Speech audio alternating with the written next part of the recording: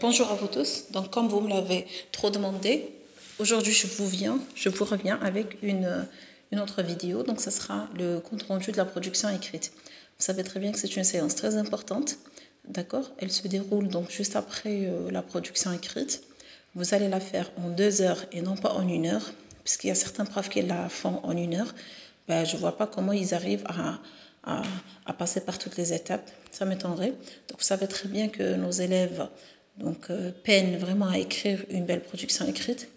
Donc, cette séance-là, c'est justement, ça va les aider à d'abord identifier leurs erreurs, les corriger, s'auto-évaluer, et après pour ne pas refaire les mêmes erreurs et de s'améliorer petit à petit.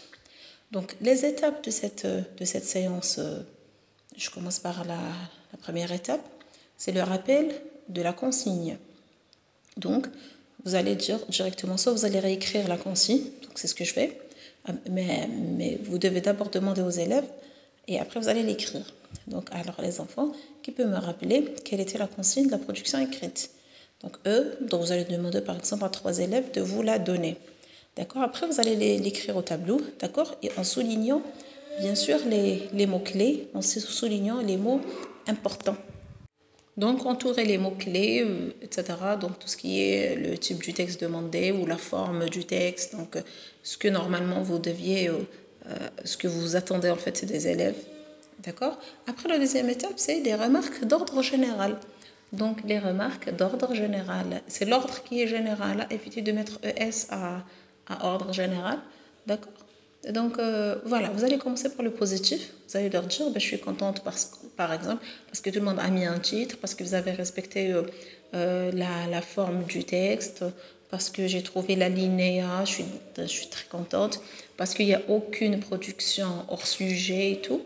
Par contre, il y a certaines choses que, voilà, j'étais déçue par rapport à certaines choses. Par exemple, ce que j'ai aimé moins, c'est l'écriture qui est illisible, d'accord, pour certains élèves, ou la majorité des élèves. Par exemple, il y a beaucoup de fautes d'orthographe, alors que c'est des mots qu'on a vus plusieurs fois. Donc, normalement, vous deviez les mémoriser pour ne pas les écrire faux.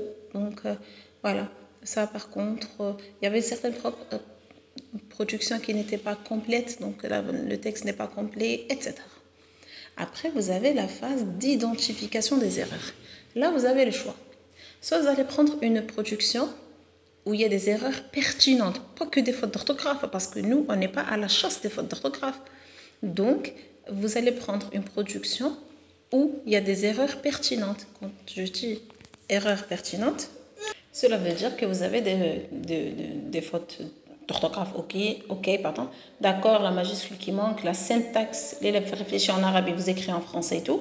Et puis, pour identifier les erreurs et tout, vous devez leur donner toujours ce code de correction. Vous allez l'écrire sur un petit tableau. Par exemple, C, c'est pour la conjugaison. MD, c'est mal dit. O, c'est orthographe. MM, ça veut dire un mot manquant. Par exemple, il y a un verbe qui manque, un sujet qui manque. Vous avez le G pour la grammaire. Vous avez le M en majuscule, ça veut dire la majuscule qui manque. Ou bien le M en minuscule, ça veut dire il y a justement, donc vous avez écrit un mot en majuscule alors qu'il ne fallait pas.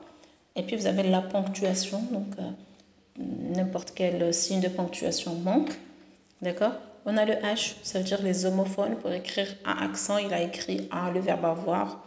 Ou bien donc et le verbe être, et le et, conjonction de coordination. Le AC, ça veut dire l'accord qui manque, l'accord du sujet avec son verbe, ou bien l'adjectif avec son nom. Et on a le ACC, ça veut dire l'accord à l'accent par exemple, soit l'accent grave, l'accent aigu, soit peu importe. Donc, on a déjà écrit ce code de correction. On prend là une feuille d'un élève, d'accord, une feuille où il y a des erreurs pertinentes. Vous avez le choix, soit vous allez la photocopier et donner à tout le monde, soit vous allez la projeter via DataShow, soit tout simplement vous l'écrivez au tableau, tout simplement. D'accord? Et vous commencez à identifier les erreurs en même temps que les élèves. Les élèves identifient les erreurs et on corrige petit à petit. On corrige seulement les erreurs. D'accord? On corrige erreur de syntaxe, erreur de... D'accord. Donc on va corriger toutes les erreurs. Après avoir corrigé les erreurs, on va passer à la phase d'amélioration de la production écrite. Ok, cette production ne contient aucune faute, mais elle n'est pas améliorée. L'amélioration, veut dire l'enrichissement. Vous allez l'enrichir avec d'autres adjectifs, avec d'autres petites phrases. Gardez l'âme de la production, d'accord? Ne la changez pas totalement, mais essayez de l'enrichir un peu. Donc, soit voilà, par de petits mots, par des expressions, par... d'accord? Voilà, donc ça c'est la phase d'amélioration. Donc, vous allez l'améliorer, d'accord? Donc, vous allez diviser le grand tableau en deux. Là, vous avez le texte mal écrit et puis corrigé, donc les erreurs sont toutes corrigées. Et l'autre moitié qui vous reste, vous allez l'améliorer au fur et à mesure. Donc, une fois que vous aurez le texte amélioré, effacez le premier. Vous l'effacez, vous aurez juste le texte amélioré. Maintenant, vous aurez la phase d'autocorrection. Qu'est-ce que vous allez faire? Vous allez distribuer les productions écrites. Vous ne corrigez pas la production, vous mentionnez juste l'erreur. Le code de correction, vous mettez ACC s'il manque un accent, AC s'il manque un accord et tout. Mais ne corrigez pas la production, c'est à l'élève de corriger sa propre production. Donc vous allez leur donner leur copie, ils vont les corriger, ils vont suivre l'exemple, d'accord? Ce que vous avez fait, ils vont le faire maintenant à leur tour dans leur production écrite. Et puis vous pouvez même, quand ils finissent, changer. Donc en binôme, ils vont travailler. Donc par exemple, les deux se mettent à corriger la production de l'un, puis les deux vont se mettre pour corriger la production de l'autre. Ce serait beaucoup mieux aussi. Si lui n'a pas vu une erreur, ben, l'autre va la voir. Après, vous avez l'auto-évaluation. Vous avez déjà établi une grille d'évaluation. Donc, là où vous avez mis les critères de réussite, par exemple, j'ai employé un titre, il va cocher la case. J'ai mis 3 paragraphes, j'ai respecté la linéa, je n'étais pas hors sujet, j'ai respecté le sujet, etc. D'accord? Donc ça, c'est la phase d'auto-correction, d'auto-évaluation. L'auto-évaluation, je répète, ils vont suivre selon la grille d'évaluation que vous leur avez donnée. Donc, ils vont juste cocher. Voilà, donc vous allez la faire en 2 heures. La première jusqu'à l'amélioration. Et puis deuxième, c'est l'autocorrection. Laissez le temps aux élèves. L'autocorrection et l'auto-évaluation prennent 1 heure complète.